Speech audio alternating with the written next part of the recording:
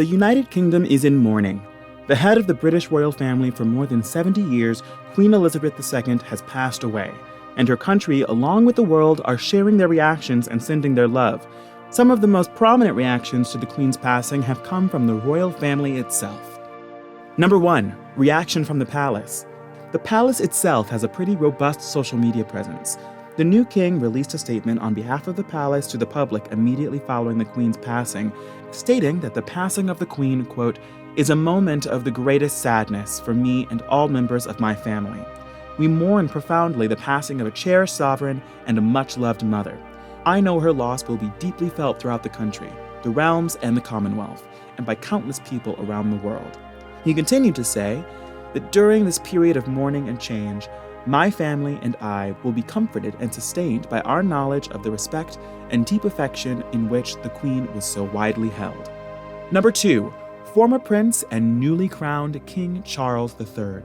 The one human being on the planet most affected by this loss is undoubtedly the Queen's firstborn child. Prince Charles, or as he will be known going forward, King Charles III, was not only racked by the grief of the loss of his mother, but was also immediately thrust into the role of the newest King of England. I speak to you today with feelings of profound sorrow. In his address to the nation the day after his mother's passing, he said, "To my darling Mama, as you begin your last great journey to join my dear late Papa, I want to simply say this: thank you. Thank you for your love and devotion to our family and to the family of nations you have served so diligently all these years. May flights of angels sing thee to thy rest." He also addressed his son, Prince William, who is now next in line to assume the role as King of England. Inspire and lead our national conversations, helping to bring the marginal to the center ground where vital help can be given. Number 3. Prince William's reaction. Prince William, now second in line for the throne, issued a reaction in the days following his grandmother's passing. His presence, alongside other prominent members of the royal family, such as Prince Andrew, Prince Edward, and Sophie Wessex, was also a powerful statement of his love for his grandmother in her final hours. The Prince of Wales, his new title following the passing of his grandmother, issued a statement through his social media accounts, letting the public know of the Queen's passing in an identical statement that was shared from other official royal channels. The prince also retweeted the official statement from the palace, as well as delivering the following message. On Thursday, the world lost an extraordinary leader whose commitment to the country, the realms, and the Commonwealth was absolute. So much will be said in the days ahead about the meaning of her historic reign. I, however, lost a grandmother, and while I grieve her loss, I also feel incredibly grateful. I have had the benefit of the Queen's wisdom and reassurance into my 5th decade. She was by my side in my happiest moments, and she was by my side during the saddest days of my life. I knew this day would come, but it will be some time before the reality of life without Granny will truly feel real. Number 4. Prince Harry's late arrival. One of the saddest stories surrounding the Queen's final hours is the story of Prince Harry. Living abroad in North America, Prince Harry had the farthest to travel to see his grandmother before her passing. Even though Harry was in the UK at the time the Queen's health began to head downhill, due to the distance he had to travel and the rather fast deterioration of the Queen's health, Prince Harry was the last to arrive at Balmoral Castle, and unfortunately did not make it in time to see his grandmother before she passed away. Prince Harry was not alone, however. Apparently, many members of the extended royal family arrived too late to say goodbye. Number 5. Meghan's absence. Of all of the famous family members of the royal family, besides the sovereign herself, Meghan Markle, Duchess of Sussex, has spent the most time as a royal under the careful scrutiny of the press and the media. It should be no surprise that her absence at the side of the Queen in her final hours rung out around the world.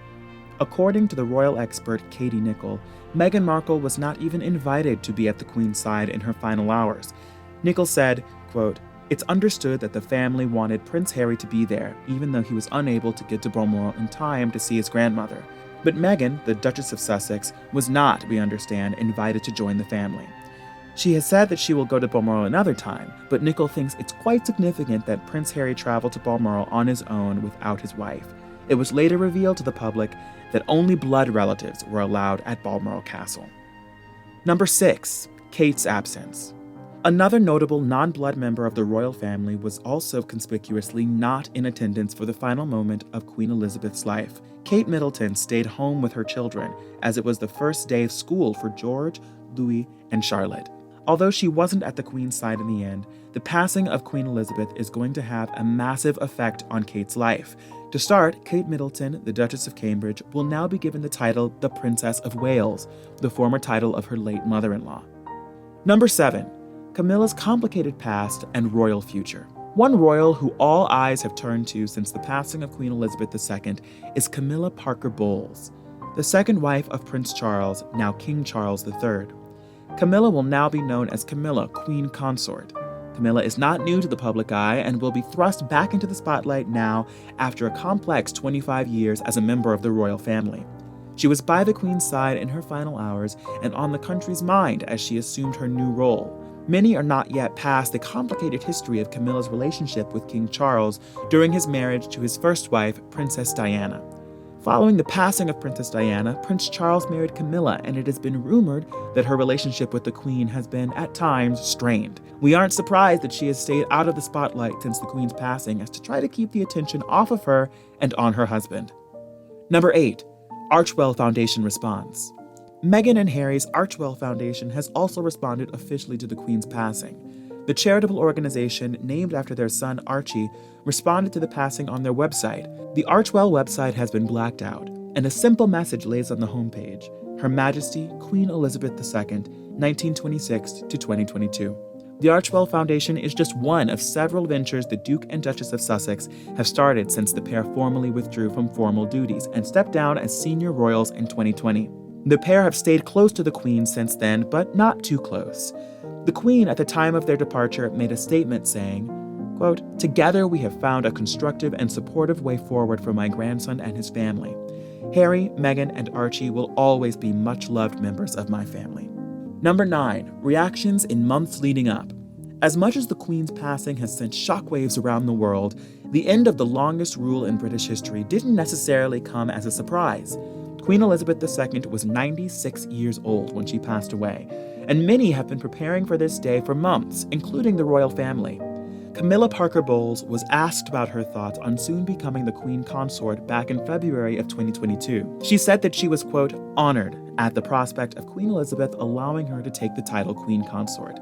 Following the Queen's health scare and hospitalization, Prince Charles, when asked about her condition, noted, quote, "Once you get to 95, it's not quite as easy as it used to be." He said that with a chuckle. "It's bad enough at 73, he added. Number 10. Who was by her side?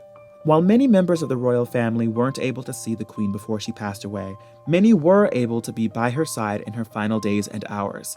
As we mentioned, Prince Charles, now King Charles III, was able to see the Queen before she passed away.